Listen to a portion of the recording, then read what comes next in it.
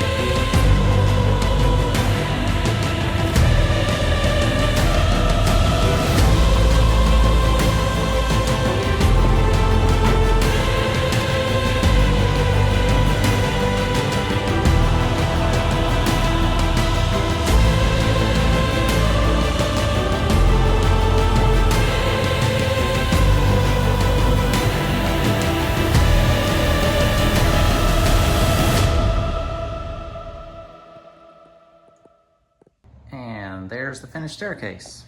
There, of course, are always a few other things that I'll end up tending to. One, and a lot of people ask about it, is a handrail on this wall. That's been the intention the whole time, but I didn't want it there until I was done with everything else.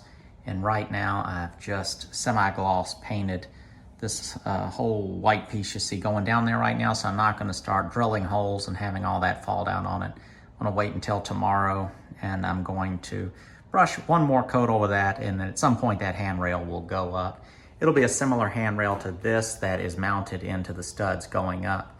But let's go ahead and I'll say everything that I'm gonna say about it. And I may end up repeating stuff from earlier videos, apologize for that. First off, hope y'all enjoyed the video up until this point. I tried to film as much stuff as possible, thinking of my older videos. A lot of people kind of mentioned that, and that is my preference, but just with less time to film, just haven't been able to do as much of that in the past. So tried to get a lot in this video just as experiment, see what it would be like to do it again. There's a lot of filming, but it wasn't that bad. Enjoyed doing it, and I think the video, I've already edited most of the video, so I think it looks pretty good. But I'm pleased with the trim. Took a little getting used to the way I did it. I have my reasons for doing it. I won't get into the reasons of why I didn't do something else, which would have just been a single board with all the notches cut out. Imagine like a 1x board that looks like a stringer, just nailed right up in there. Slightly funny things would be this. Normally on a staircase, this would kind of extend out and there'd be a little, be rounded back here. But again, it's just too much to deal with, so it's just a blunt cut. I could always add a little piece if I wanted to, got picky later. There's the trim after it's been caulked, nice and tight. Came up right to that. I'm glad I extended that piece out. Originally, when I did this, I wasn't thinking so much about the trim, that board right there that the balusters go into. So that is what determined the size of this. I just maxed it out to where there would just be a slight overhang and that piece sticking out. It was tricky doing these. Each one, of course, you saw in the video, biscuit jointed, glued, and then the little pin nails to hold it together as I was putting it all on. One 16 gauge nail into a 2x piece that comes up here, but of course this whole corner is glued, so there's one here, and then those 18 gauge nails straight through that trim piece into the riser. Use the shortest nails that are effective when you're doing stuff like this to avoid nails shooting out. Caulk was my friend on this job. All of the treads have a slight kind of, it looks like an arch, but what it is, it's a little dished out on that leading edge where the steps got worn down over time. So they don't make contact to the riser. They're really stiff. They've kind of got a little slight arch on them. They're not going anywhere. But it created a little gap under each one. So that gap has been caulked. And I taped off underneath the stringers, caulked it, and peeled the tape off immediately. So that got a nice tight, it looks like one of them, where is it? One of them, that one right here, a little gap formed afterwards. So it looks like the caulk might have settled.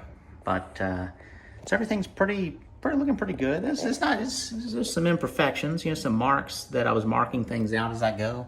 I might erase some of that. There's some spots right there that could use some touch-up paint. But again, the bulk of the construction and getting the work done is there. All this will end up having to be repainted. This will get all scuffed up. So touching on this real quick, what I was originally doing, it was probably a little unclear at first. I had it painted up to about here and had all this unfinished. What I was going to do is I had made some trim out of this material, and I was going to kind of trim around that and have the top of this little crowned post, and then that trim be matching this. And the reason would be for all the hand traffic it would get in this kind of getting dirtied up. Now, of course, it could just be washed and repainted. But I just went ahead and just painted over it. And then in the future, I think what I will do, if I ever changed it, I would just cut this post off flat at whatever height I need to do, and then just make a raw cap that would go down over top of it, and then would be screwed, and then those screw holes filled, and it would be made out of some wood like this to match. So I can do that in the future, but for now, this is simple, it's smallest, so it doesn't, you get that much more material on there, and that could be the difference between somebody getting up the steps with whatever they need to get up the steps. So this is the smallest profile. It's got that little crown on it, I think looks nice. But simple, there's no trim pieces to get knocked off. The cap's not gonna get messed up. But for design-wise, it would look better with that cap on there. Pleased with the little trim. That would probably be one of my more favorite things to do, is just when you make up little pieces of trim to fit in spots like this. This was probably only 1.5 feet worth of trim, or a foot of trim that actually got used, probably 1.5 feet. So that avoided me making buying a whole piece, just made up a piece using a bit out of a little set of Harbor Freight router bits I have. That bottom tread, that is a piece of door trim. I think it might have been from this house. If it wasn't this house, it was the other house that I'm working on next. But I'm pretty sure it was the front door trim from this house is what ended up making this tread out of. And so just glued up some biscuits in there to help align it, ran it through the planer. Had brand new fresh blades in it when I ran the finished piece through. The floor, so this tread and this tread, all this went through the planer, so I was able to cut down into some really clean, fresh wood. Just sanding this, you end up with a little more, we'll call it character, that shows up. That piece of trim there, so this is a 1x material with some lath and some, the siding or the interior sheathing boards that used to be in this house is why this bumped out. So that's a 1x2. That backside beveled to clear some of that mess that was in there, if you saw that earlier in the video. And then I lined it up clean with the face, and then the backside had some clearance because that wall's not perfectly straight. And then I joint compounded down into it, filled it all up, but it left it a little recess down in there, and then came back with that caulk and filled that up flush with that joint. So, it was the best way that I thought I could do it and not reveal the waviness. Now, if you side up it, you can see that because it looks like that trim is wider in places. But if I was to take something like a piece of shoe molding and stick it on there and then press it up against the wall, you would really notice it.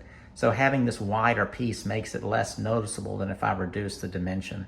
How you would avoid this would be being really careful to have that drywall, first of all, be straight. But then you could take a long straight edge and then joint compound that out. If you were in like your own personal house and really wanting to straighten a wall out, you could kind of float the wall out with some drywall compound. But if you just went in there and unscrewed your drywall, you could also shim it out to straight edges, re-screw it, and then redo the compound, and have your drywall actually be most of straightening it out. Let's see, what else?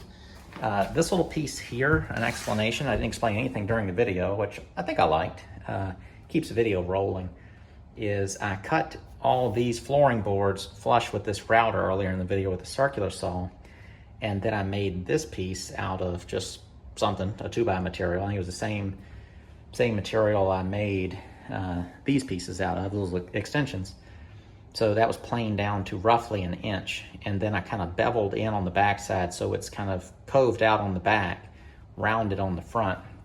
And that cove on the back makes it to where it's making contact only at this edge and only at that edge, and it clears any unevenness in that joint there. And then there's 1, 2, 3, 4, 5, 6 trim screws holding that on there, plus a couple 16 gauge nails that held it in place. There's a slight curve. So I nailed it here, and it was high here, got the screw in both sides, and then used that clamp to press it down to where it would stay flush. So we'll see how it holds up. This baseboard piece here was there. This one I added. I don't really like it. You can also see where I had to cap this one. It's not flush here, so I could add a piece there. The other thing I could do would be to add like a piece of polyurethane pine quarter round in here on this landing. It might make it look a little better. But again, that's getting into a level of pickiness that's beyond the use of this house currently. If it was my own house, I would probably just go to about this level and move on to the next thing. And then in the end, if I got picky and had given myself time to think about this, I may come in and do stuff like that. Or, even doing something like I could have just cut a radius in this trim piece here, which probably would have made it look a little less blunt and just ending like this. So again, that's sort of separate from the goal of this house, just discussing it as a design point. Really pleased with it. Strictly real estate in the rental market, this is a massive mistake. Huge waste of time. As far as me doing something I kind of enjoy doing. Now, I enjoy doing it, but it was in such a contrast with probably what I should have been doing for a house like this that it was a little painful doing it. It looks great. I love the result. Very pleased with it. And there were sort of things that I won't say I learned doing this, but things I've never used those trim screws before, so I liked using those. Use those to attach all of the treads. I haven't even filled the holes yet. I might not. There's so many existing nail holes all over the treads that I think if I went in and put some wood filler in there, that would show up much more than the dark hole. The only thing that makes it really noticeable is that they're in such a line. Handrail design, not sure I mentioned that, but it is crowned, and then it's plowed out on the bottom to 1 1/8 and 1/8, and then these are 3/8 inch roundovers. You can look up the codes for handrails. I think it's like diagonally 2 1/4 inches. Basically, you have to be able to have something you can get your hand around. You can't have a handrail that's so built up that you can't actually get your hand around it. And my hand's big, so it has to be a 2 1/4 inches diagonally in any, or from the widest point to the widest point, I think is what it is. You can look it up. I'm not here to give you the code. Let's see. Look at it from the top. And that's how this kind of went out. And I wished I wouldn't have mitered that corner there. I should have just blunted it in, because I think I would have just come off this with a regular baseboard to come into. I don't know. It doesn't matter. I can kind of figure it out. So looking down, this is just so, the single biggest thing, other than sort of the finished polyurethane nature of it, is having that nastiness trimmed off right there. Even though it's not perfect, you will sight down it. You can see there's a general kind of bowed in, and then it's really not as noticeable now that I've painted that. I did some touch-up white flat paint on the wall, and then it's of course caulked, and then came down with the semi-gloss. Little extensions, pleased with those. Balusters, pleased with those. I was thinking they were too big, but I'm fine with them now. And I think especially in the future, if I ever capped the newel post, that will be even better. The steps aren't too noisy. They're sort of just in keeping with the house as far as any kind of creakiness. There's wood to wood in a lot of places, but the staircase feels tight. There's no shifting. Those treads are really held down tight with those screws. There's just so many points of connection in the handrail that it's very stiff. I know I discussed that already, but it's nice and tight. The thing I don't know, and you're more than welcome to share your knowledge, opinions, whatever, is that I'm going to have the handrail come down. I've got this handrail here. I'm just going to have a handrail running up there. I'm probably not going to put another extension up here because it'll be a full handrail coming down the length. Plus this one's here to keep somebody from rolling off. Right here, I don't actually know what I'm supposed to do as far as the code goes. It's just one, here step. You've got all this that can be held onto. I'm not sure if I'm actually supposed to put like a handrail right here. In my mind, I know this doesn't matter. If somebody can't get up can't get up these steps without a handrail that goes wraps around, they shouldn't be going up steps. That's really probably not for me to say, but I don't like that idea of having to have a handrail that comes down and goes across here and comes across and then angles down. It's just so in the way, it's vulnerable. But I understand it could be useful to certain people. So, I don't know. Right here, this was originally some interior sheathing boards that had to remain because the landing is attached to those and some of the studs.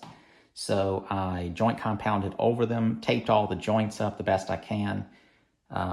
Once it was dry, I sanded it, primed it, and then joint compounded it again, sanded it again, primed it again, and then painted it. So we'll see how all that is affected, just going right over that bare wood. No signs of any cracking yet. That was done 3 days ago. So we'll see. But I think that is it. I don't need to belabor anything else. That's 15 minutes of talking so far. But I'm overall pleased. Let's step over here.